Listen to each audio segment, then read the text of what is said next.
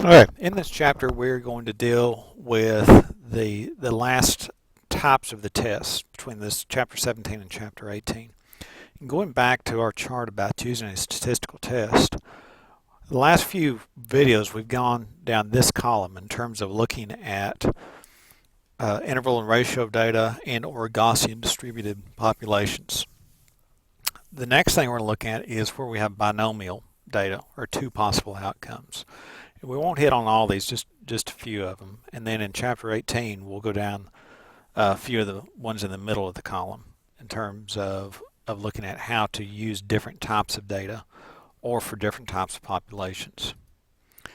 So the first we're going to talk about is something called Fisher's test. Fisher's is used with three criteria in mind. One is, are we looking for statistical significance? Two, we have categorical data, which means one thing or the other, or binomial data. And three is a small sample size.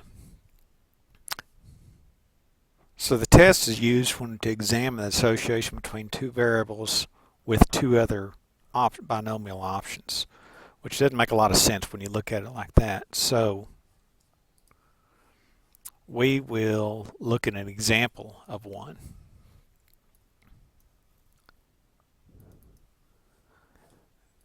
For example, and you should have this document in the module, but basically if we were to look at a sample of teenagers and we divide them in male and female groups and then divide them again by those who are dieting and those who are not dieting.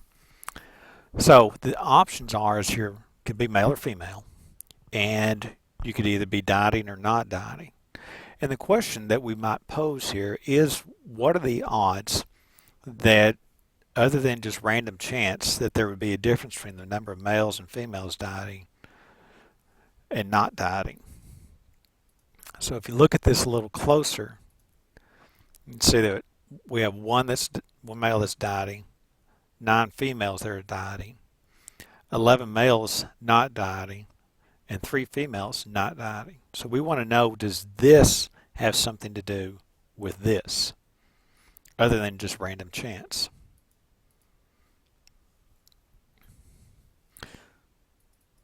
So when the data results are produced, you end up seeing something like this. And again, this table here, male is female, or excuse me, 1 is male, 2 is females, 1 is dieting, 0 is not dieting. What we're looking for is there a significant difference in the gender for those who are dieting versus not dieting? And as I said, we're looking at Fisher's test. And this goes back to the same issue with whether or not we're seeing a level of significance that's appropriate. For a two-sided test, which means we don't know whether it's males are greater than females or females are greater than male, that's two-sided, we don't know.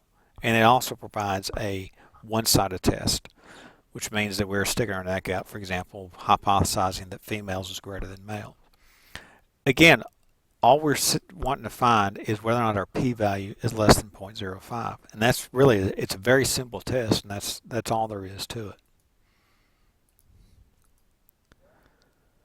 So the question we ask is this, is knowing that 10 of these 24 teenagers are dieters, what is the probability that these 10 dieters would be so unevenly distributed between the girls and the boys? And as we can see from that, it's different than what we just would see with just pure random chance, that there is a significant difference between those. The next type of test is called a one-sample chi-square, or a goodness of fit test. But this is basically where a variable is broken into categories and what's something called a chi-square statistic is calculated. It doesn't make a lot of sense like that, but as an example, and this is kind of like the one sample test where we had a class with their IQ scores. We want to know if that group is different than some standard that we've proposed. Well, this is the same thing. So let's say hypothetically that we work in a community or live in a community where minorities make up 30% of the population. And we want to know is if the faculty at the school district is different than that of the population. So, in our school district, there's 100 teachers, and 20 of them are minority teachers. So what we want to know is statistically, does the observed proportion of the faculty, the 20%, differ significantly from the expected proportion of 30% that's in the community? This is a test of whether our sample is different from the population based upon dichotomous data. As I said, this is just like a one sample t-test. It's just a different type of data. So here's what we observed in terms of non-minority and minority. This is what we expected. The expected means is this group, our teacher group, different than what we'd expect to see in the community. And because this number, which you'll come across called asymptotic significance, is less than 0.05, then we can say there's a significant difference between this group and this group. In other words, that our faculty of the school does not look like the makeup of the community. Very briefly, I want to touch on asymptotic significance. Because of the type of data that we're dealing with here, it's non-normally distributed data. It is dichotomous data. We generally don't have as strong of statistical significance. Asymptotic means, if you remember back from your high school math classes, on a graph where something is approaching a line, gets really close to it, but never actually gets there. The problem we run into with statistical tests of this type is the computers aren't powerful enough to be absolutely sure. So they call it asymptotic significance. Now, a few videos ago we talked about the idea of practical significance.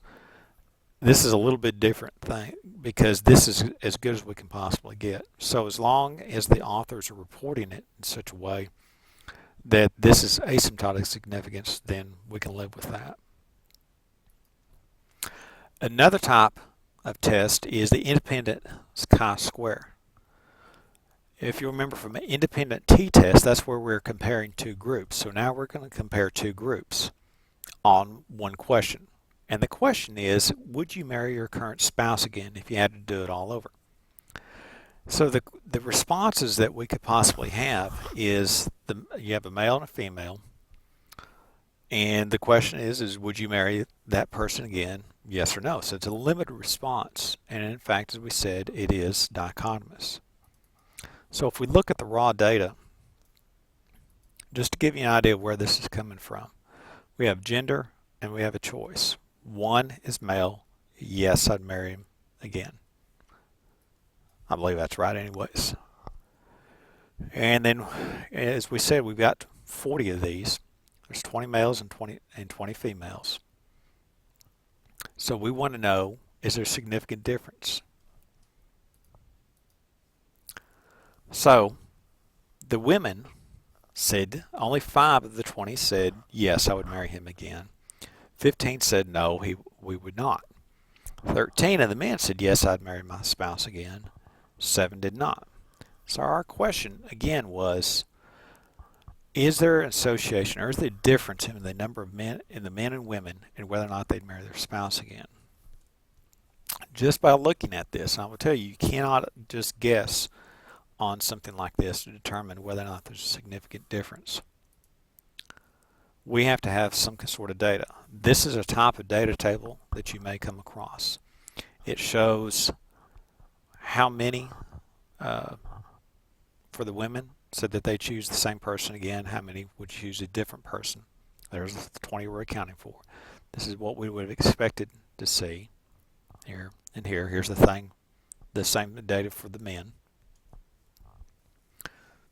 So we get a visual representation, and when you look at this as a visual representation, you can see that wanting to marry the same person again for a man is probably more likely than it is for a woman. But once again, we've got to have better data than a picture. So we'll go back to this test. And because this number, this chi-square is less than 0.05, then we could say that there's a significant difference in the number of men and women who would be willing to marry their spouse again.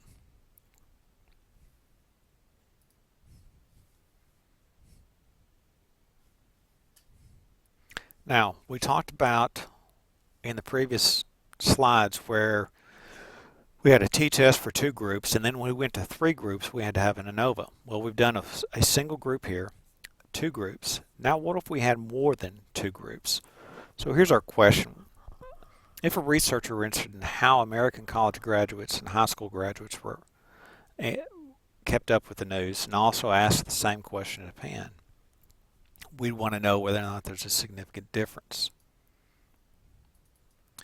And this is a little bit, at this point, outdated. This is kind of an older article that I had come across, but nonetheless, the concept is still the same. So we have randomly selected American college graduates and high school graduates. So this top table is the Americans. We have high school graduates, college graduates. And they have 3 choices. They can pick the newspaper, the radio, or the TV in terms of how they get their news. And then we do the same thing again with the students in Japan. And what we want to know is there a difference here as opposed to here in terms of how they get their news. As we've discovered, you cannot just look at the numbers. You have to run a statistical test. Graphically, this looks like this. So graphically, we would probably hypothesize that there's not a difference. In other words, education level does not make a difference in terms of how students in America get their news, because it looks like the number of high school the graduates getting their news from television looks exactly the same as college graduates. But when we look at the Japanese students, you can see that college graduates get their news differently from high school graduates in Japan. So our question is that enough? We want to know, does it make a difference in terms of which country they're in and how they get their news? Again, in America, going back to this slide, it looks like there's not a difference in America in terms of high school graduates and college graduates and whether or not they get their news differently. And because the chi-square is greater than 0.05, we'd say that there is no significant difference. But in Japan, there is. Because this number is less than 0.05, we can say that there is a significant difference between those.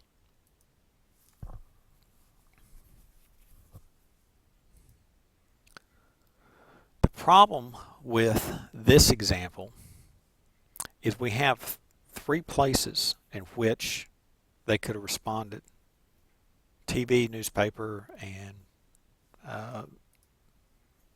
radio. The problem is we don't know where the difference is, which goes back to the concept of post hoc tests. And lastly, I'm going to show you an example of what some of this looks like. There's an article in your documents. It's called The Firstborn Preference. This is a research study about if you could choose the gender of your firstborn child, would you do that? And it's related to some other variables. When you're coming across non-parametric information, hopefully they will tell you the kind of analysis that they did. So on here, it says the number of male and female students who indicated that they preferred a boy or girl or had no preference with respect to sex of their first child are shown in Table 1. And it also tells us that there's a significant overall preference for boys, with male participants choosing boys significantly more often than did female participants. So boys are selected more often. That's what this is telling us. That is a chi-square symbol. So even if they don't tell you this, you can recognize that as a chi-square. This tells us the level of significance they reached. The male participants also chose having a boy as the first child over the female participants. This is just an example of what some of this information looks like.